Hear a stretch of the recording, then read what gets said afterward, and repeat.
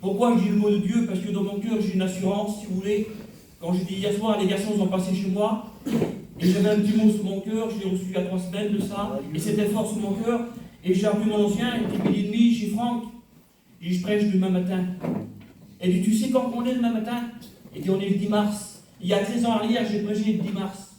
J'ai dit, gloire à Dieu. Et j'ai dit, Franck, j'ai un petit mot sur mon cœur, le mot vient sur le doute.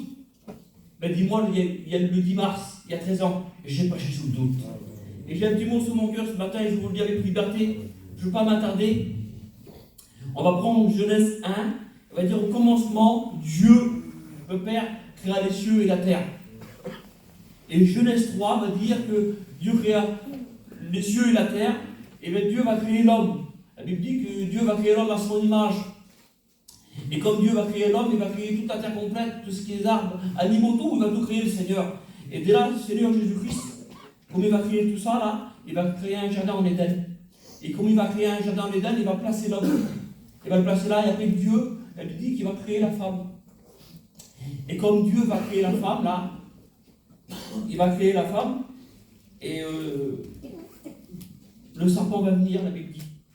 Et dit comme ça, dans Genèse 3, il va dire que le serpent était là, le plus rusé de tous les animaux des champs que l'Éternel Dieu avait fait.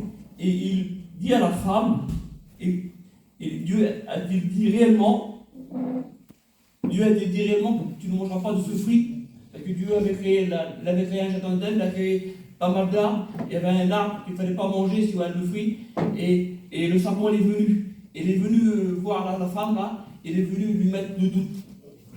Et moi je pensais comme ça, parce que si vous voulez, le doute pour moi c'est une arme du diable. C'est une arme qui vient toucher les foyers, qui vient toucher les personnes qui sont là. Et si vous voulez, on a tous d'autres craintes qu'encore on est rentré là, et on avait d'autres avant de rentrer là, c'est Dieu. Et ça c'est l'arme du diable. Et le doute, qu'est-ce que c'est? Le doute c'est d'être incertain, c'est pas être décis. Le doute, la synonyme de doute, c'est d'être bouleversé, c'est d'être troublé. Tu n'es plus stable quand tu doutes, tu n'as plus confiance. Tu viens dans ton cœur là, et tu es craintif. Et moi, je voulais prendre un petit personnage de la parole de Dieu. Je vous coupe au cours, je prends un petit personnage de la parole de Dieu. C'est dans Luc 1,6. La Bible dit qu'il y avait Zacharie, il y avait Élisabeth. Et c'était des personnes, ça, j'ai marqué comme ça, tous les deux étaient justes devant Dieu, observant d'une manière irréprochable, on l'a aux écoles bibliques, d'une manière irréprochable, toutes les ordonnances que le Seigneur leur donnait à dire, à faire. Et c'était un foyer qui était comblé dans le Seigneur, c'était un foyer qui marchait, mais c'était un foyer qui avait un petit problème. C'était un foyer, Seigneur, que quand j'ai lu le passage là, il n'avait pas d'enfant. Et comme il n'avait pas d'enfant, cet homme-là, c'était un homme comblé, mais il manquait quelque chose. Comme toi, des fois, tu es là, et je ne sais pas qu'est-ce qui te manque, mais des fois, dans ton cœur, il te manque quelque chose. Et la Bible dit comme ça que l'ange, dans Luc 1,19, comme ça, il va dire que l'ange lui dit, il va lui répondre à Gabriel. Gabriel va venir vers Zacharie et va lui dire, ta femme sera enceinte, en 2 mots, elle sera enceinte. Et la Bible dit que Zacharie, il ne va pas croire la parole de l'ange qu'il va lui dire là. Il ne va pas croire. Et comme il ne va pas croire là, l'ange va lui dire, parce que tu n'as pas cru. Et dit, ta langue sera liée. Et ce que je vais vous dire, les frères et sœurs qui sont là, c'est ce que le doute il fait. C'est ce que le doute il fait, Seigneur. Quand tu doutes, quand tu n'as pas confiance à Jésus là, c'est ce qu'il fait. Il te fait fermer la bouche en te respectant. Il te fait fermer la bouche. Il t'enlève la communion que tu as avec le Christ. Il t'enlève l'intimité. Parce que quand tu n'as plus la prière, quand tu ne peux plus prier là, et que le doute, il t'opprime, tu ne pries plus, tu n'as plus d'intimité. Tu ne passes plus du temps avec Jésus-Christ. C'est pour ça, les frères, il faut rester ferme. Amen. Il va dire que dans Jacques 1,6, comme ça, il va dire qu'à celui qui doute est semblable aux faux amers qui sont là, ne s'imagine pas recevoir. Les frères, on est là aujourd'hui. On ne dit pas, Seigneur Dieu, au diable. On y fait confiance. On sait au qui qu'on a cru. Et je vais donner un petit personnage à vous dire, si j'ai le temps. Le mon dernier personnage, c'est Jean-Baptiste. Je l'accueille, Seigneur Dieu, et j'ai écouté un maximum. Jean-Baptiste, il va dire c'est celui-là qui va venir de Zacharie à Élisabeth. C'est le petit que Dieu avait promis. Et là, Jean-Baptiste, c'est un homme rempli de Dieu. Il va dire voici l'agneau de Dieu. Comme on est là, on l'a tous reconnu. Si on est là, on l'a tous dit voici l'agneau de Dieu, celui qui ôte les péchés du monde. On l'a tous accepté.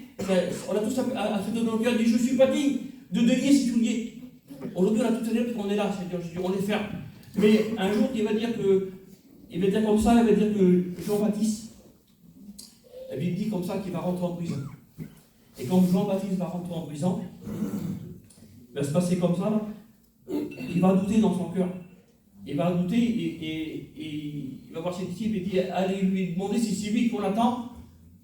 Aussi faut n'attendre un autre. Et moi je voudrais te dire que dans Matthieu 11,4, Jésus va lui répondre allez répondre à Jean, les aveugles voient. Quelle grâce on a, Seigneur. Les boiteux marchent. Les lépreux sont purifiés. Les sourds entendent. Et les morts ressuscitent. Aujourd'hui, les frères, on est là parce qu'on a confiance en Dieu. On est là parce qu'on a foi en Dieu. On sait qu'il ne change pas. Ce qu'il a fait il y a 2000 ans, il le fait encore aujourd'hui. Il n'a pas changé. On est là, Jésus-Christ, pour aller travailler et aller par tout le monde. Seigneur, il doit dire aux gens qui sont dans, la Bible dit, qui sont boiteux, qui sont dans les ténèbres, que Jésus, la Bible dit qu'il est la lumière du monde. Ils sont lui offrir un Seigneur Jésus-Christ. Et je veux te dire un petit psaume, je reconcilie. On recommande ce matin qu'on sort à l'Éternel. Mets en lui toute ta confiance. La Bible dit que lui, il agira Nous, on peut rien faire sans lui, Seigneur, c'est lui qui fait tout. Comme nous, on n'arrive pas, quand je passe pas le problème, des difficultés, je me confie en lui. J'ai passé des problèmes, des gros difficultés avec ma femme, et en qui je me suis confié. Je rentre dans ma chambre, dans le secret, ta chambre, prie ton Père, et lui te le rendra. Lui connaît les cœurs et les vies, Seigneur Jésus-Christ, ce matin. Je voudrais qu'on prie le Seigneur ensemble. Amen.